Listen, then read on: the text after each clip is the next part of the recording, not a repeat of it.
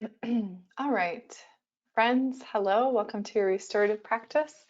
We are going to do a lot of hip work today, and hip work um, can be associated with a lot of feelings or emotions, such as grief or anger. And so sometimes stuff like that can come up when you're working into the hips.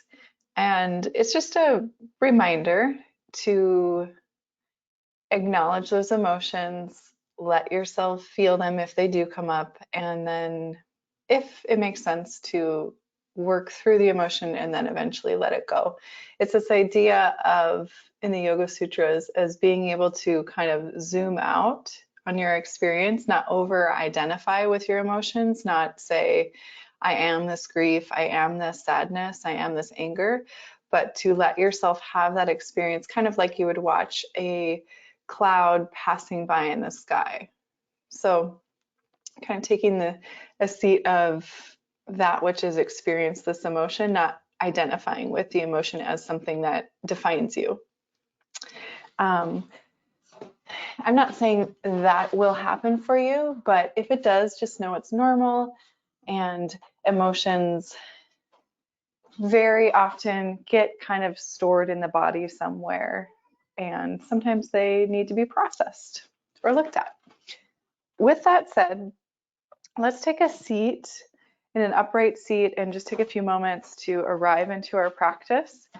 If you have a strap or like a scarf or a belt or a dog leash or something, you can grab. I want to do just a little bit of shoulder work before we dive into the hips. So sit up nice and tall, however is comfortable to you. Since we are working on the hips, if you can sit cross-legged comfortably, that might be a nice way to just kind of prep the hips to externally rotate and open. And certainly propping your sits bones with something. I'm sitting on one of my cushions. It helps me stack my shoulders over my hips and my ears over my shoulders, softening my elbows, closing the eyes. And just keep a nice tall spine with a sense of relative effortlessness. That's what the prop underneath the sits bones is for. Take a few moments to close the eyes here or lower the gaze, whatever is most comfortable to you. And then start to become aware of your breath.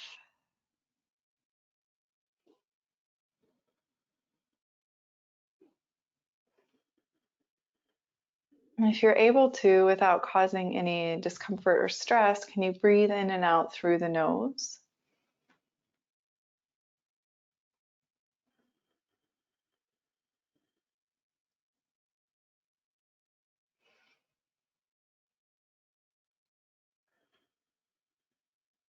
Maybe take a little bit longer to exhale.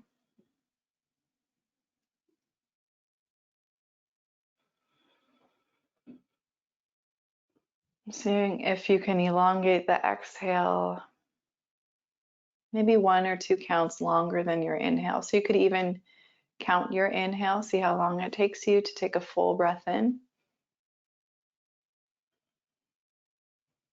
And then count your exhale, see how long that takes you, and maybe add a count or 2 at the bottom of the exhale before you breathe in again.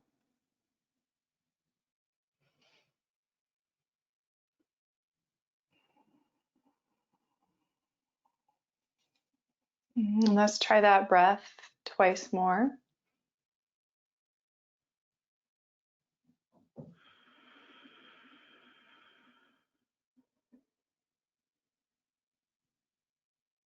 And one last time.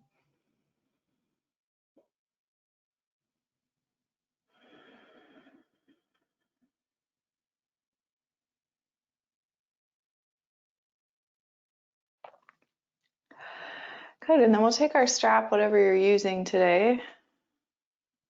Could be a towel. Again, you can just get creative with what you have at home. And we'll open up the shoulders a little bit. So we'll inhale, we'll stretch that up and overhead. Whatever it is you're holding on to, pull it taut between your fists and let your fist be a little bit wider than your shoulders. So do you see how I'm making like a V shape with my arms? So I'm allowing space for my shoulders to open without causing too much stress to the front of the shoulder head. And then bending the elbows so that your prop kind of floats behind the head, like where about you think that is. And as you're doing this, try to avoid letting the front ribs really flare out. Can you soften the ribs in? So you're keeping a nice vertical spine. And then inhale back up and release the prop in front of you. And then we'll just do this a few times with the breath. So we'll inhale, reach up, exhale to bend the elbows. The prop comes to float just behind the head a little bit, softening the front ribs in. Release.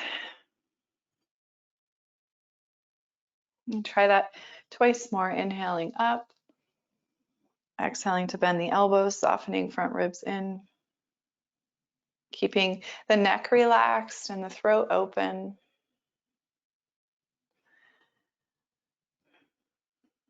And then try that one more time.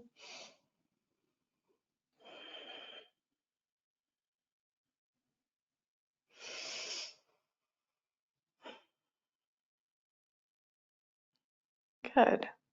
And then you can just set your strap off to the side. One more little thing for the upper body before we work down into the hips. Reach both of the arms overhead. And then we'll exhale, we'll take the right hand and we'll place it alongside the body. You can either plant the palms, you can come to your fingertips, or you could take a prop underneath your hand. And then stay rooted through your left sits bone as you reach your left arm overhead. You can bend that top elbow and look down at the bottom hand. And then just a few times rotate the gaze up towards the ceiling and down towards the bottom hand. Up towards the ceiling and down towards the bottom hand.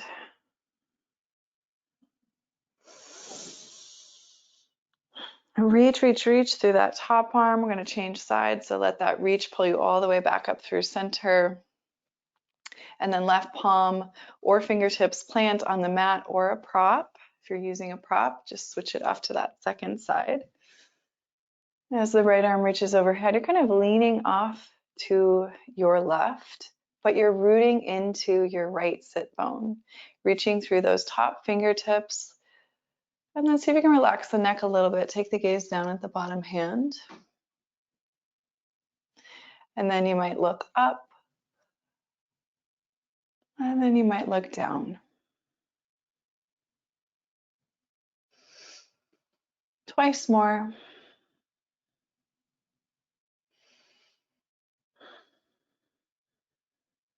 Start to reach back up through center, both arms reaching. And then exhale, just join the hands together at the heart for a brief moment. Maybe bowing the chin into the chest, breathing into the back of the neck and the shoulders. Pause there for about 3 breaths.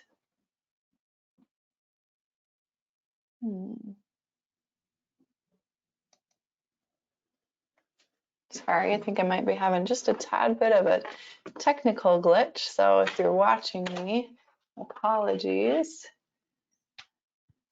Hopefully we can all hear me. If you can't, for whatever reason, maybe just type a message into the chat or the question box. I see Stephanie, you were having trouble seeing me first, but now you do, yeah? Okay, well, let's move on. Sorry about technology. Sometimes it doesn't work for us. Sometimes it does. All right, so let's start to work into the hips. So we're going to come to hands and knees first. You're going to want your props around you within hand's reach. So what are our props? They're always a chair, a stool, a hardback book or several hardback books, couch cushions, things like that, right? Okay, thanks, Stephanie. All right, so maybe you're taking your hands to some props so that your arms are a little bit longer. And from tabletop, we're just gonna step our right foot forward outside of the props. So the props really helpful to allow that right foot to step forward with ease, right? Okay, and then my right foot's to the outer edge of the mat. And now I'm going to curl my left toes under, lift my left knee, and wiggle that left foot back until I feel a stretch across that left hip flexor front of the thigh. Then I set that knee back down. And if there's anything happening in the knee, you can always pad the knee. You can slide a pillow underneath the knee or a folded blanket, okay, so that that's comfortable and sustainable for you. Let's just take a few moments here to rest into this shape. Let your hips move forward and down. Let them get heavy. Let the collarbone broaden, the shoulders to relax down the back. Deep breath in through the nose, out through the nose.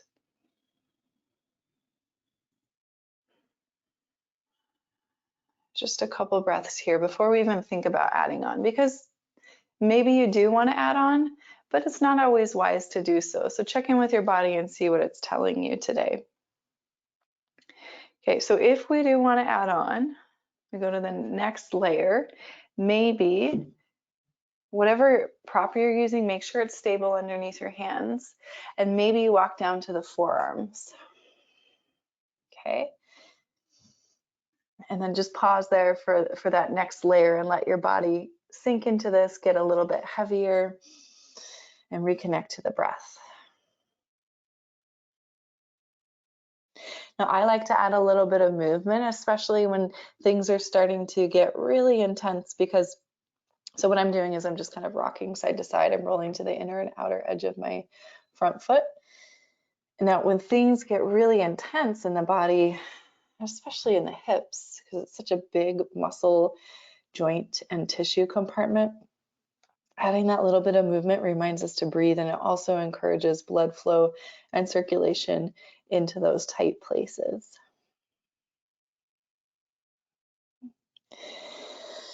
If you're down on your forearms, you could relax your forehead forward, breathe into the back of the neck.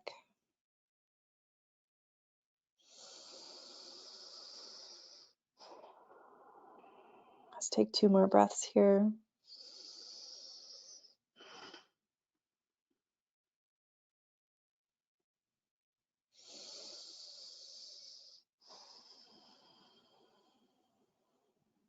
Okay, and then if you're down on forearms, come back up to the hands. We're going to shift the weight back over that left knee and lengthen out through the front right leg. And we're already kind of going at a diagonal with that front right leg, so we can keep going at that diagonal. So again, both my hands are inside of my front right foot, and I'm letting my leg kind of externally rotate out to the right side. Sometimes, and this isn't true for all of us, but notice where you're feeling sensation.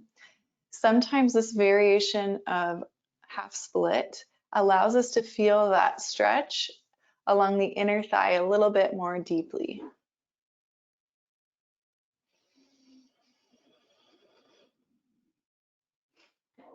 Same option here to stay up on the hands and breathe through that lengthened spine, or walk down onto the forearms if that works for you without adding too much tension or too much stress.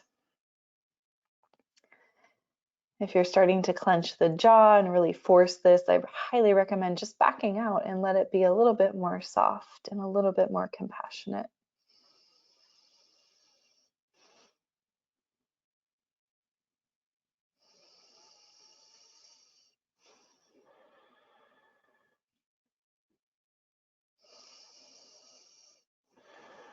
If you're down on forearms, let the forehead relax forward, let the neck lengthen.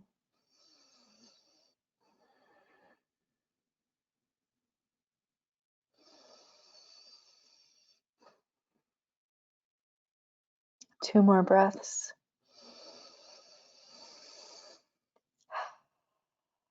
And then if you did come down to the forearms, walk back up to the hands, rebend the right knee.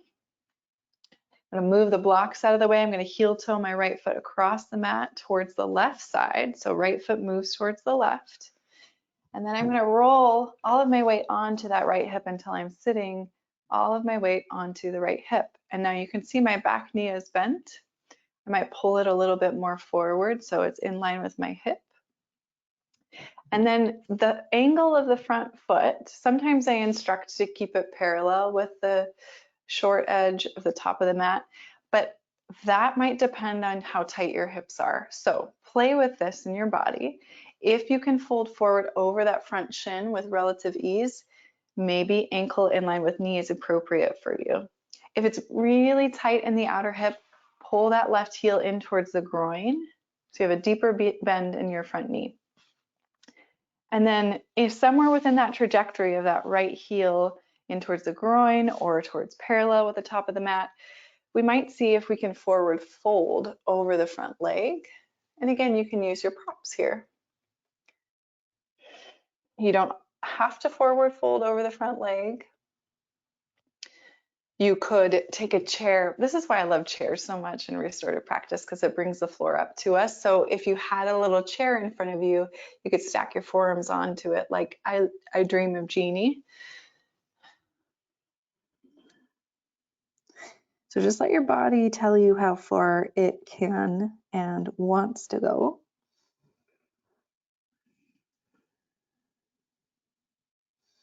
Always give yourself permission to back out when you've gone too far into a shape rather than hold yourself there.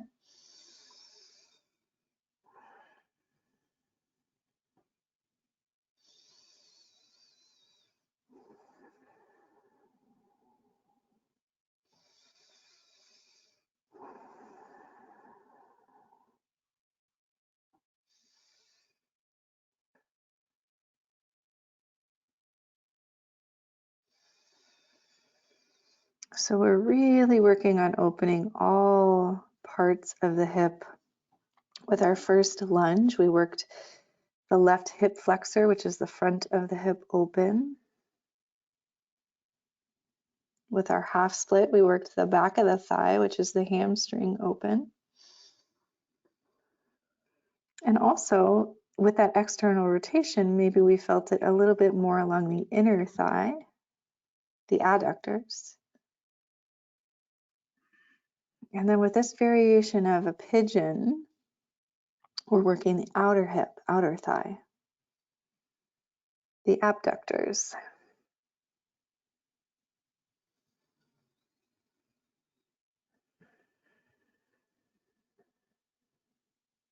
Let's take 2 more breaths here.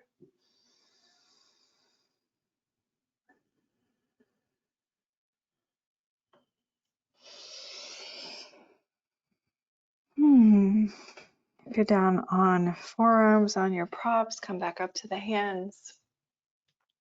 We're going to roll all the way down to that right hip so that we can swing our left leg forward. And then we're just going to take a little break here in between sides. Rolling down onto the back. You can either choose to stretch your legs out long, or you could always bend your knees and plant your feet.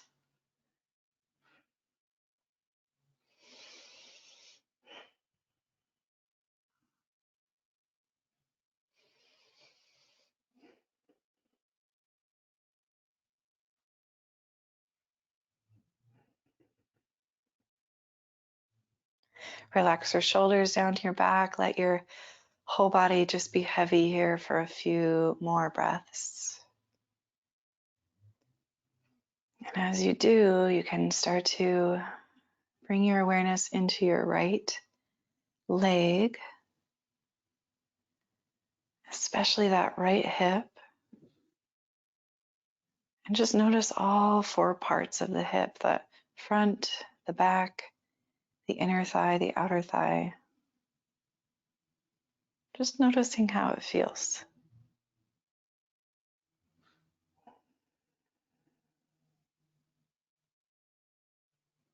You might notice if there's any emotion coming up for you.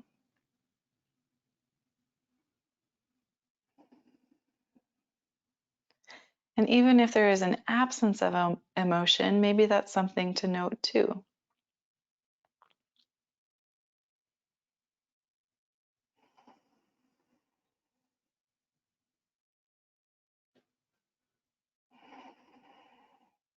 2 more breaths here.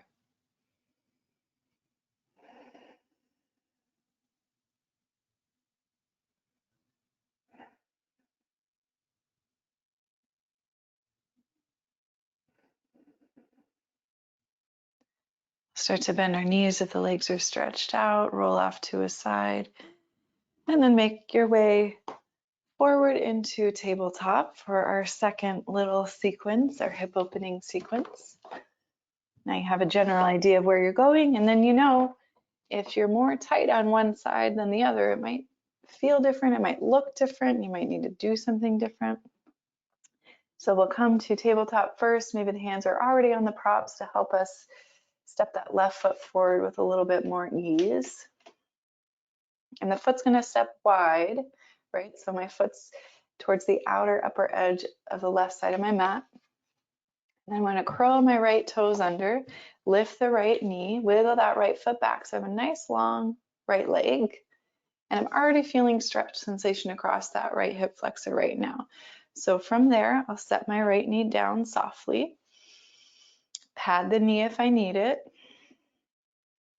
and just take a few breaths here upright in the spine and on the hands.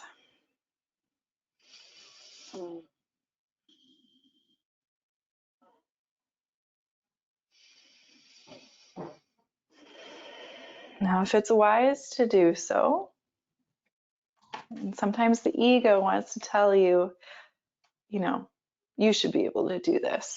So the shoulds, that's the ego. Let's let the ego take a back seat. You can just say, I hear you, but today I'm going to stay with where I'm at. So if it feels like it's wise to do so from the body's perspective, like the body's saying, let's sink into this a little bit deeper. Maybe you come down to the forearms. You can use your props, make sure they're stable. And then in this deep variation, if you're there, maybe add a little bit of movement. Maybe there's a little bit of a wobble side to side.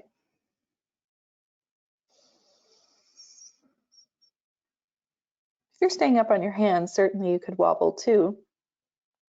I find it helpful, again, as I said on the first side, when things start to get really intense, because for me, this is getting pretty deeply into my hip flexor, adding a little bit of movement, and it's a small, subtle movement, lets me relax a little bit more, lets me breathe a little bit more fluidly.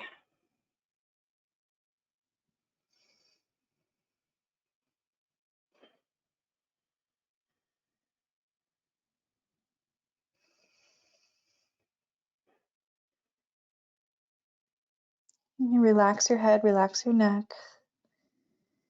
Let's take 2 more breaths here.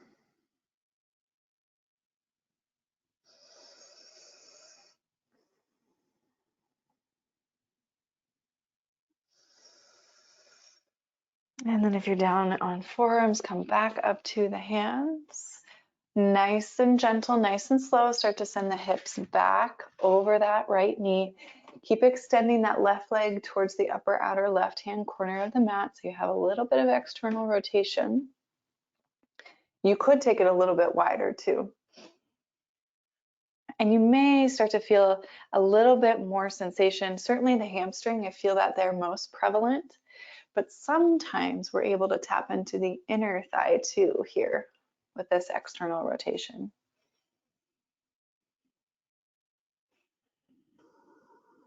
You can stay up on your hands or you can come back to the forearms without forcing it. Really careful with hamstring stuff. If you know you have something going on in the hamstring insert in particular, just want to be gentle with that.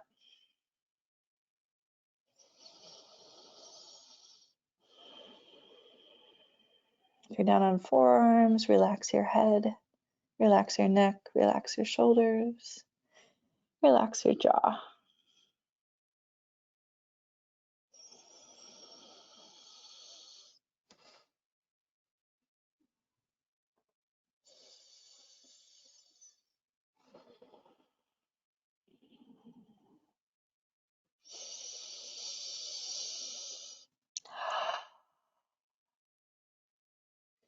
If you came down, start to come back up to the hands. Start to rebend into that left knee. I'm going to move my hands out of the way so that I can heel toe my left foot across the mat towards the right side. And then I'm going to lower my left hip, my outer left hip, all the way down. So I'm fully resting all of my body weight onto that left hip. And I'm bending my right knee up a little bit more in line with my right hip. And then I'm going to play with this variation of this left heel. Right now I have it parallel to the top edge of my mouth. I could see if maybe I can lean forward, but something might be restricting me in this left hip. And in that case, I might play with pulling that left heel into my groin a little bit more and see if that gives me a little bit more forward fold access. Or we just bring the props in close, we pile them nice and high, we set our forearms on top of that, make a little shelf with our props, right? So all of that is good, all of that is correct. Meeting your body where it's at without forcing it, that is the key. Sometimes it takes a little bit of experimenting to figure out what works for you.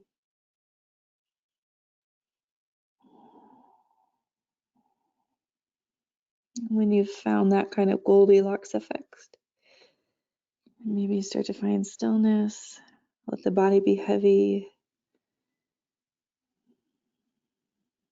let your hips soften.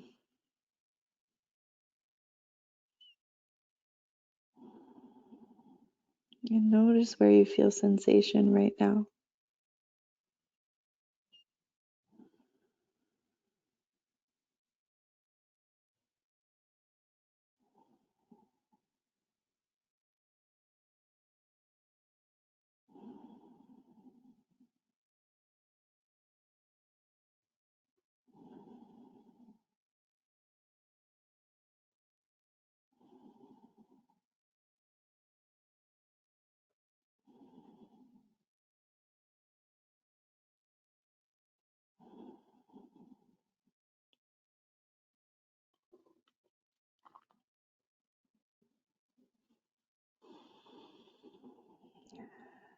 Reconnect with your breath. In particular, those exhales, see if you can make the exhale just a little bit longer than the inhale.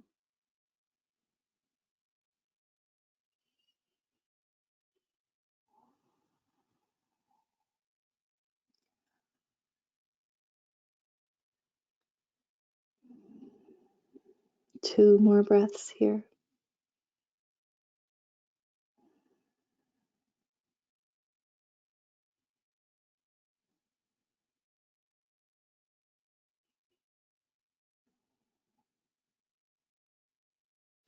If you're all the way down into the forearms, start to press into the palms to rise up. And then we're going to roll all that weight onto that left hip.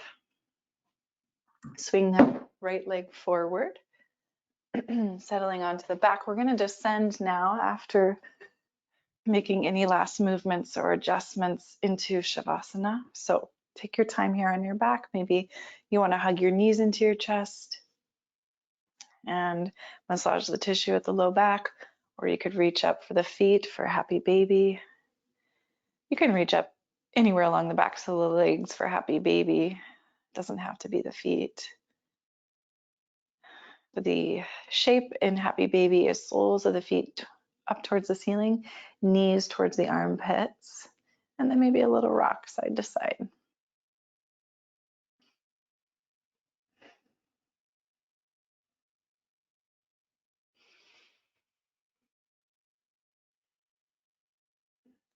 And then when that feels complete, when you feel ready for Shavasana, you can start to descend, maybe stretch out through the legs. If you have wall space nearby and you want to take legs up the wall, that might be nice. Rolling the shoulder blades down the spine, slightly tucking the chin into the chest. Maybe resting your hands somewhere along your body.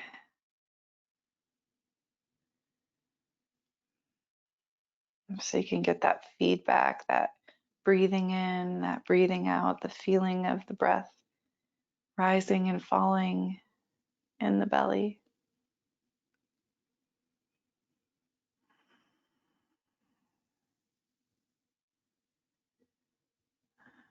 You might notice that left hip. You might notice how it feels right now.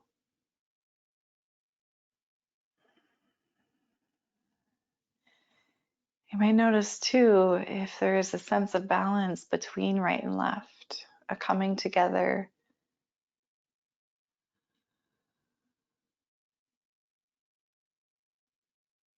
a joining of right and left side.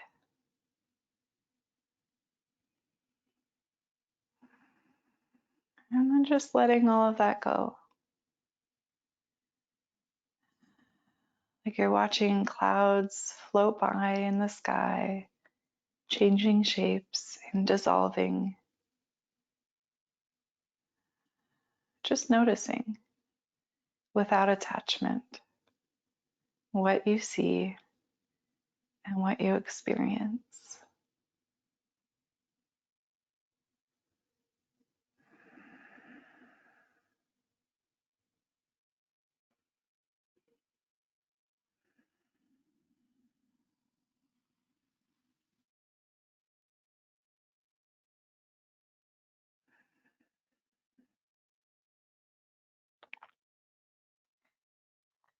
If you have more time to spare, please feel free to stay in Shavasana longer.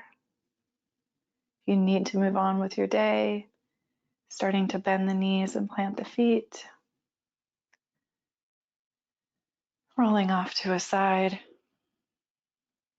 One last time, we'll sit up into that supported seat.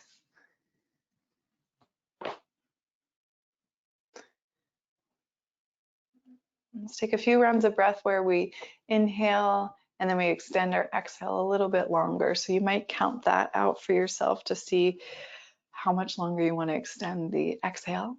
Let's begin by closing the eyes, breathing in, breathing out for the longer exhale.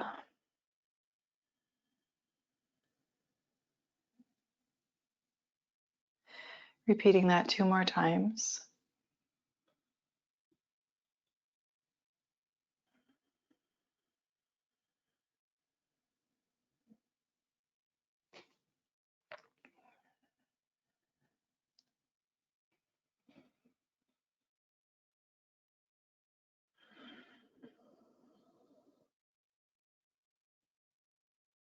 Good. And then letting that go, returning to a neutral breath, joining the hands together at the heart and bowing the chin in. Taking a moment here to offer reverence and gratitude for our practice, remembering that we will always be okay, finding a white light that guides us and keeps us safe, and having hope and happiness along the way. Namaste.